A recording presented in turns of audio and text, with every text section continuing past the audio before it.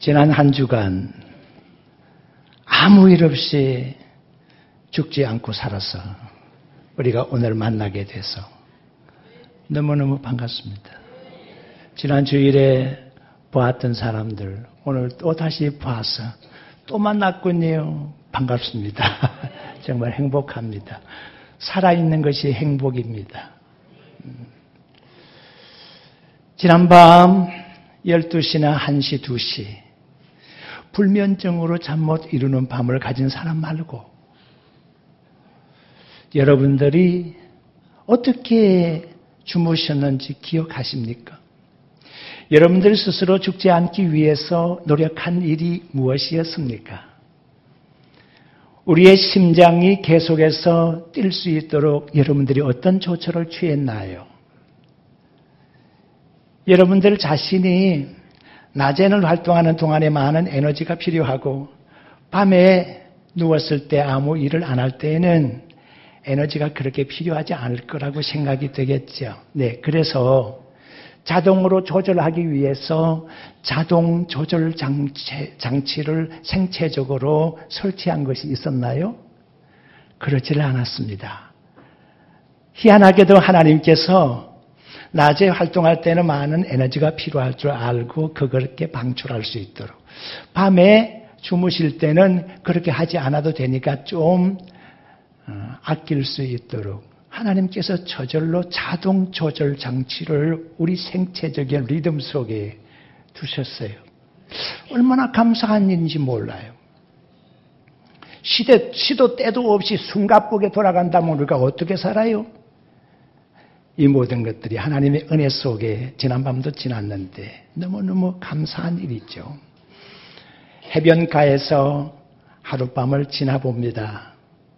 아침이 되어서 눈을 떠보니 저쪽 동쪽편 저 바다 끝에서 찬란하게 아침 해가 떠오르는데 떠오르는 모습을 보니까 마치 꼬리 달린 연이 올라오는 것처럼 가오리처럼 그렇게 보였습니다. 그런데 내가 죽지 않고 살아서 저 밝은 태양을 오늘도 볼 수 있음이 얼마나 감사한지. 그런데 아침에 그럴 뿐 아니라 저녁에 노을도 참 아름다운데 그걸 지켜볼 수 있게 된 것이 또한 얼마나 감사한지. 그래, 봄철에 아름다운 색깔로 움터 올라오는 그러한 잎들을 바라보고 순을 바라보면서 움트오는 것을 보면서 좋아했는데 이 가을에는 또 이렇게 그 잎이 떨어져서 낙엽진 이 땅을 밟을 수 있게 되었으니 봄에 밟던 땅을 또 이 가을에도 밟게 되었으니 얼마나 감사한가. 죽지 않고 살아서 한 해를 보내는 것이 너무너무 감격스러운 거예요. 그런데 이렇게 살아있는 것만 보는 것이 아니라 죽은 것을 보는 것도 그리고 내가 살아있는 것을 죽은 것을 보면서 느낄 수가 있는 것도 얼마나 감격스러운 것인지 몰라요. 전도서 9장 4절의 말씀 보게 되면 모든 산자 중에 있음이 소망이 있으면 산 개가 죽은 사자보다 낫기 때문이라고 하는 말씀이 있습니다. 100번 옳은 말씀이죠. 산 개가 죽은 사자보다 낫고 말고요. 그 말 바꾸어 말하게 되면 살아있는 미꾸라지가 큰 메기보다 죽은 메기보다 낫다니까요. 그래요. 그 말 바꾸어 말하면 살아있는 참새 새끼가 죽은 독수리보다 낫고 말고요. 서 있고 사람이 들어가고 나오고 하는 세워 있는 판잣집이 무너져 내린 빌딩보다 낫고 말고요. 그래요. 우리는 간혹 이런저런 일로 불평할 때가 있습니다. 남들보다도 이쁘지 못해서, 남들보다 똑똑하지 못해서, 또 자녀에 대한 문제에 대해서도 그러했잖아요. 그렇지만 생각하세요. 살아있음이 축복이라는 사실을요. 우리는 2017년도 마지막 달을 지금 보내게 됩니다. 이 마지막 한 달은요. 지나간 11달보다도 가치가 있는 한 달이라는 사실을 아십니까? 아무리 11달이 길기는 해서도 그 11달은 지나간 것이고요. 짧은 한 달이지만은 살아있는 한 달입니다. 우리가 사용할 수 있는 활용할 수 있는 한 달이잖아요. 그러니까 이 남은 한 달이 중요한 것이거든요. 모든 살아있는 것이 행복합니다. 그래요. 지난밤에 화장실 자주 갔다 오신 분들 계시죠? 화장실을 11번 갔다 오더라도 살아있는 것이 축복입니다. 간혹은 내 정신은 오락가락 하기는 했어도 그래도 살아있는 것이 행복입니다. 산 것이 행복입니다. 어떻게 해요? 오늘 본문의 말씀이 그걸 말씀하고 있는데요. 오늘 시편 30편의 말씀을 쭉 읽었습니다. 이 말씀 중에 보게 되면 특히 5절의 말씀에 그의 노여움은 잠시요 은총은 평생이로다. 그런 말씀이 기록되어 있습니다. 하나님께서 노여워하셨다는 거예요. 뭐 때문에 노여워하셨을까요? 그래요. 범죄했기 때문에 하나님이 노여워하셨겠죠. 그런데 하나님의 노여워하심은 잠깐이었다는 거예요. 징계의 채찍은 잠깐이었다는 거예요. 고통스럽기는 했지만은 나를 살리기 위한 채찍이었으니까 우리가 참을 수 있잖아요. 잠깐이었어요. 그런데 하나님의 은총은 평생을 가더라는 거예요. 그게 얼마나 큰 은혜입니까? 지난 밤에 너무너무 고통스러웠습니다. 하루의 일과를 지나면서 가만히 생각해 보니까 너무 어려웠습니다. 힘들었습니다. 밤에 잠자리에 들어갈 때 울음 속에 잠이 들었습니다. 그래요. 5절의 말씀에 하반절에 그 말씀이 기록되어 있네요. 저녁에는 울음 속에 울음이 깃들었지만은 전에 성경에 보니까는 울음으로 기숙했지만은 아침에 일어나니까 기쁨이 있더라는 거지. 하나님께서 밤중에 나를 회복시켜 주셨다는 거지. 하나님께서 밤중에 나에게 용서의 확신을 불어넣어 주시고 나로 하여금 치유해 주시고 그래서 아침에는 회복될 수 있었다는 거예요. 우리 하나님은 산자의 하나님입니다. 우리 하나님은 죽은 자의 하나님이 아니십니다. 삼위일체 하나님은 살아계십니다. 할렐루야. 성부 하나님은 살아계십니다. 여호수아 3장 10절의 말씀 보면 그것을 증명하고 있습니다. 이스라엘 백성들이 모세의 영도를 끝마치고 여호수아의 영도를 받으면서 요단강 가에 섰습니다. 그들이 요단강 가에 섰을 때 어떤 시기였나고 하면은 모맥을 거두고 난 다음에 홍수가 난 때였습니다. 보통 때 요단강은 쉽게 건널 수 있는 강입니다. 그렇지만 곡식을 거두는 때에는 크게 홍수가 나는 때거든요. 상류에서 흘러내리는 물들이 큰 강을 이루어서 흘러가는데 이제 진행을 멈출 수밖에 없었습니다. 그러나 하나님께서는 가나안 땅을 약속으로 주시겠다고 약속하셨는데 그 땅을 어떻게 차지하면 좋겠습니까? 건너가야 되는데 이 건너가는 길은 모세가 이스라엘 백성들과 함께 홍해 바다를 건너는 것과 같은 일입니다. 너무 어려운 일입니다. 도무지 불가능한 일입니다. 이때 여호수아 3장 10절에 이런 말씀하십니다. 살아계신 여호와가 너희 가운데 계시니 하나님께서 가나안 족속, 헷 족속, 히위 족속, 여부스 족속, 브리스 족속, 기르가스 족속, 아모스 족속들을 다 너희들이 가는 길에서 쫓아내시리라. 그렇게 말씀하셨어요. 어떻게? 하나님이 살아계시기 때문에 그런 역사를 하신다는 거예요. 그렇다고 하면 그때 살아계신 하나님이 지금 우리에게는 살아계시지 않습니까? 죽었습니까? 왜 이렇게 기운이 없는 거죠? 믿음의 성도 여러분, 우리가 가는 길도 하나님께서 함께해 주셔서 원수의 걸음을 막아주시며 모든 장애를 거두어 두시며 원수들을 뒤로 젖히시며 우리의 갈 길을 열어주실 줄로 믿습니다. 성자 예수님 역시 살아계십니다. 예수님께서 십자가 지시고 돌아가신 지 사흘째입니다. 안식 후 첫날 새벽 예수님이 부활하셨죠.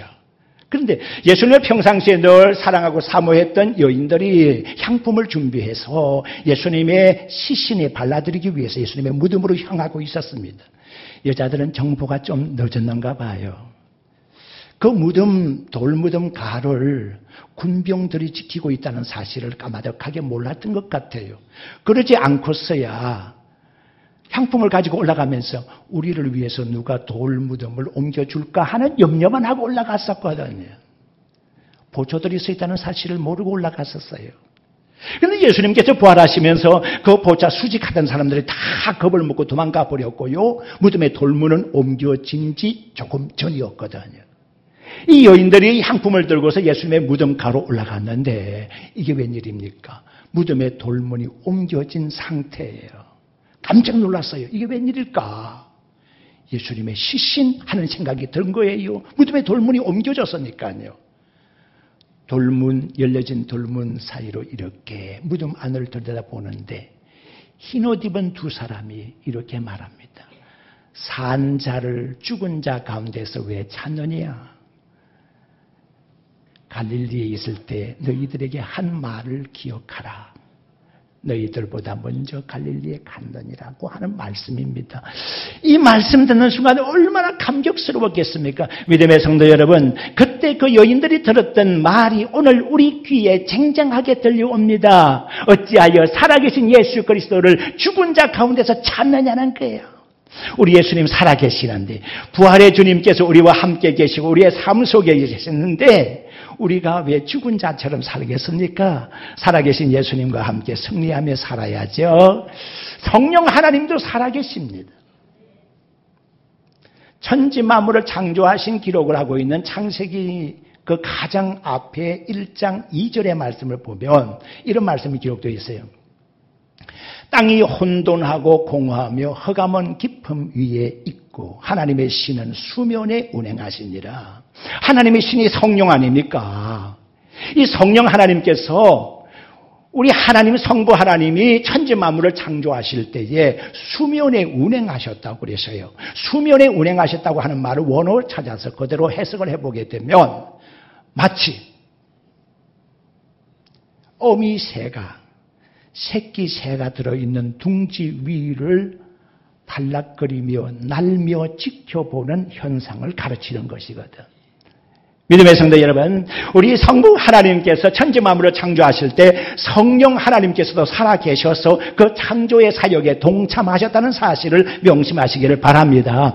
예나 지금이나 성령 하나님은 살아계십니다. 변함없이 살아계신 성령 하나님께서는 오늘 우리의 삶의 현장에도 찾아오셔서 우리가 이런저런 나쁜 일을 할 때에 탄식하시면서 하나님께 기도하시는 분이세요.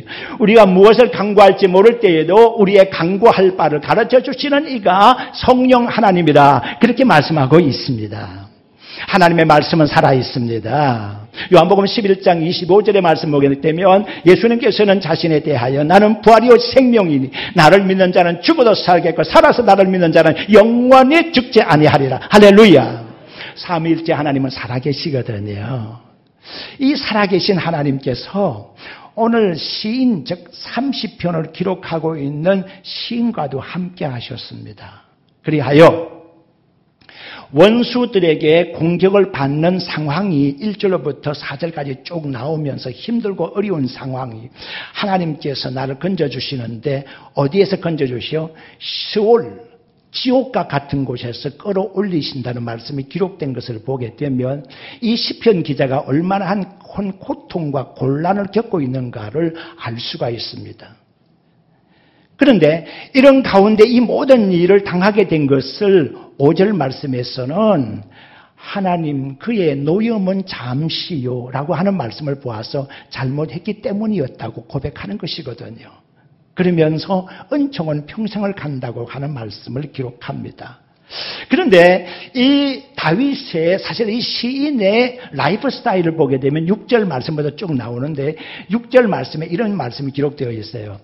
내가 형통했을 때에 흔들리지 않겠노라고 마음에 작정을 했다는 거예요. 그런데 7절의 말씀에 들어가 보니까 하나님의 은혜로서 내가 산처럼 서 있겠다고 그렇게 했는데 7절 말씀의 하반절에 보니까 하나님께서 나에게 얼굴을 가렸다고 하는 말씀을 기록하고 있습니다. 이 말씀이 무슨 의미가 있을까요? 시인은 그랬어요. 하나님의 은혜를 받으면서 너무너무 형통하게 잘 되는 날에 그는 교만했더라는 얘기입니다. 교만하지 않으려고 노력하기는 했지만은 그래도 교만했더라는 것입니다. 그리고 흔들렸다는 것입니다. 마음이 흔들렸다는 것입니다. 마음이 오락가락했다는 것입니다. 변함이 없이 하나님의 은혜를 찬송하려고 하기는 했지만은 인간 사이에 살면서 잠깐 흔들렸다는 것입니다. 그때 하나님께서는 얼굴을 가렸다고 했습니다. 아이고 참 못 봐주겠네 하는 것이었어요. 우리 하나님께서 은혜를 베풀으시고 난 다음에 은혜 받고 기뻐하고 늘 하나님을 의지하고만 살아야 되는 우리의 모습을 바라볼 때에 우리는 간혹 흔들린다는 거예요. 내가 재주가 있었어. 내 노력으로, 내 업적, 내 공로로 말미암아서 지금 이렇게 살아가는 것이 아닌가라고 간혹은 흔들리더라는 것이지. 하나님의 절대적인 주권과 하나님의 절대적인 은혜를 망각해버리고 간혹은 나의 업적을 얘기하더라는 것이지요. 이때 우리 하나님께서 얼굴을 가려버렸다는 거예요. 슬픈 일입니다. 그로 말미암아서 7절 하반절에 보니까 시인은 고통이 왔습니다. 근심이 되었습니다. 그래야 8절에 하나님께 간구합니다. 하나님께 부르짖습니다. 하나님 어찌하여 내게 얼굴을 가렸습니까? 왜 나를 보지 않고 계십니까? 하나님의 얼굴은 자비의 얼굴이요 긍휼히 여기시는 얼굴이요 은혜를 베푸시는 얼굴이시거든. 하나님께서 그 얼굴을 우리를 향하여 바라보실 때 우리가 행복하고 우리에게 소망이 있는 것이거든요. 그런데 하나님께서 우리에게 얼굴을 가려버렸다고 하면 우리에게 무슨 소망이 있겠습니까? 그리하여 시인은 하나님께 간구하고 있는데 이것이 어찌하여 다윗 즉 시인만의 일이겠습니까? 우리 한 사람 한 사람의 일임을 기억해야 합니다. 다윗의 라이프 스타일은 오늘 우리의 라이프 스타일로 다가오더라는 얘기입니다. 다윗이 그랬습니다. 형통하는 날에 교만했었습니다. 하나님께서 징계하셨습니다. 그리하여 하나님께 용서를 구했습니다. 용서해 주시고 치유해 주셨습니다. 그랬더니 회복이 된 다음에 또 복을 받았는데 복 가운데 또 흔들렸습니다. 교만했습니다. 하나님께서 징계했습니다. 징계하는 순간에 또 용서를 구했습니다. 회개했습니다. 용서를 받았습니다. 치유가 됐습니다. 또다시 복을 받습니다. 복을 받았는데 또 흔들렸습니다. 이것이 라이프 스타일이 계속 반복이 되는 겁니다. 이것이 다윗의 얘기겠습니까? 오늘 우리의 얘기입니다. 가만히 살아온 1년의 시간을 한번 되돌아보시지요. 지금까지 여러분들의 인생이 어떻게 했습니까? 올해 우리가 2017년 한 해를 이렇게 11달을 지나왔는데 1월 달에 새해를 맞으면서 내가 이렇게 살아야지, 올해는 이렇게 살아야지 하고 결단 세웠잖아요. 그런데 이것이 작심삼일이라 얼마 가지를 않습니다. 또 변하잖아요. 실패하잖아요. 그리고 하나님께 용서를 구하잖아요. 하나님께서 용서해 주시고 치유되고 회복이 되잖아요. 그러면 또 복을 받잖아요. 또 그렇게 되면 내가 또 형통한 것에 대해서 교만하게 되거든요. 그러면 또 하나님께서 징계를 하셨어요.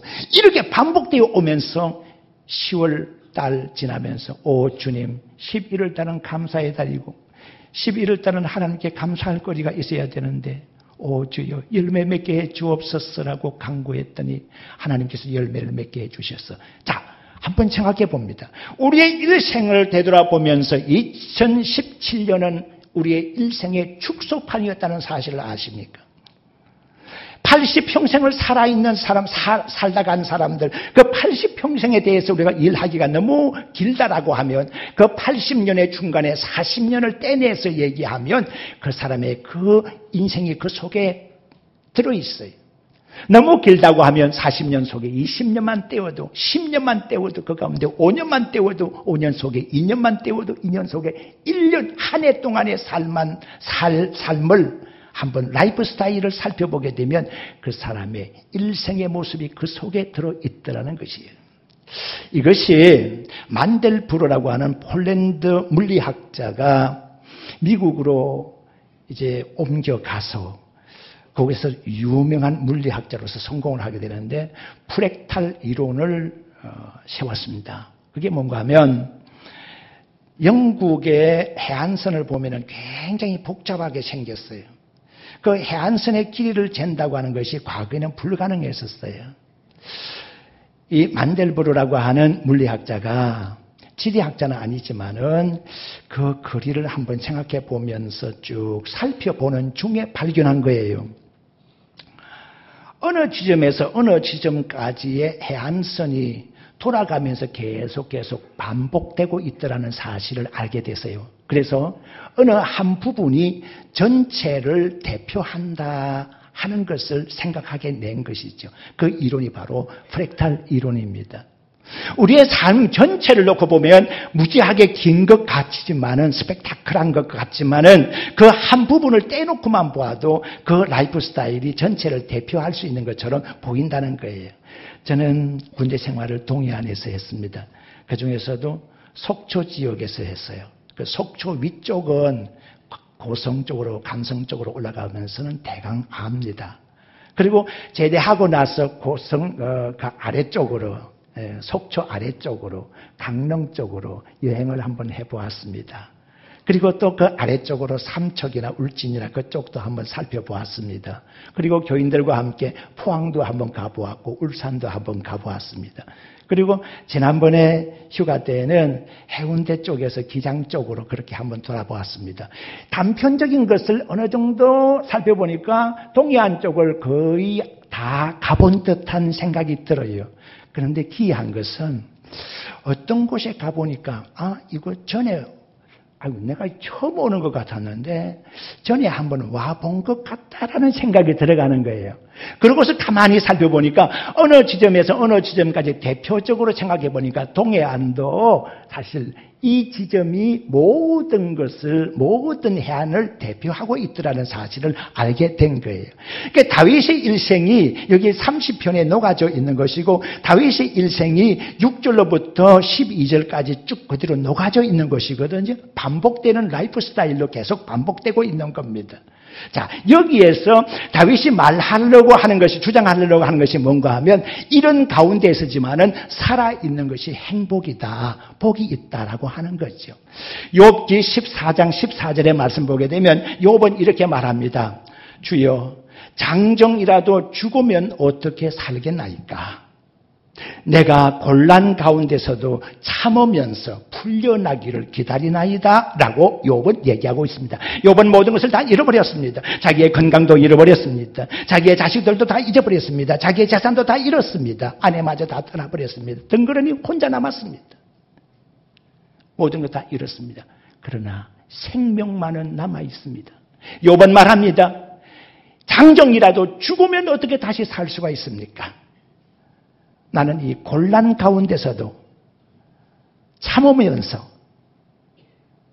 풀려나기를 기다리나이다. 그랬습니다. 욥이 곤란 가운데서 참으면서 기다렸다고 하면 오늘 우리도 힘들고 어렵기는 하지만은 살아있는 것이 축복인 줄 아시기를 바랍니다. 하박국 선지자는 하박국 3장 17절 18절에 이렇게 말하고 있습니다. 무화과 나무가 무성하지 못하고 포도나무 열매가 없으며 감람나무 소출이 없고 밭에 식물이 없고 우리의 양이 없고 외양간에 소가 없을지라도 나는 여호와로 인하여 기뻐하며 구원의 하나님으로 인하여 즐거워하리라고 했습니다. 우리의 즐거움과 우리의 기쁨과 우리의 감사가 절대적인 것이라고 하면 지금 현재 내가 살아있는 이것만으로서도 행복하지 않겠느냐. 그런데 여러분, 살아있는 우리는요, 유익하게 살도록 노력해야 합니다. 이제 시편 기자는 이렇게 고백합니다. 나 주의 기쁨 되기를 원합니다. 나 주의 영광이 되기를 원합니다. 12절에 기록된 말씀이거든. 이왕지사 살 것 같으면 이제 이웃 사람들에게 기쁨이 되기 위해서 살아야 되지 않겠습니까? 우리 옥천교회가 여기에서 존재하고 있는 것은 옥천 지역의 사람들에게 소망이 되기 위함이라는 사실을 우리는 알아야 되지 않겠습니까? 우리가 살아있는 것이 우리 가족들에게나 그리고 우리 옥천교회에나 하나님의 나라 발전을 위해서 뭔가 기여하는 그런 존재로서 살아야 되지 않겠습니까? 믿음의 성도 여러분, 나 주의 기쁨 되기를 원하네. 찬양만 되지 말고 우리의 삶이 그렇게 되기를 주의 이름으로 축원합니다. 살아있는 것이 축복입니다. 할렐루야. 산다면은 유익되게 살 것으로 믿습니다.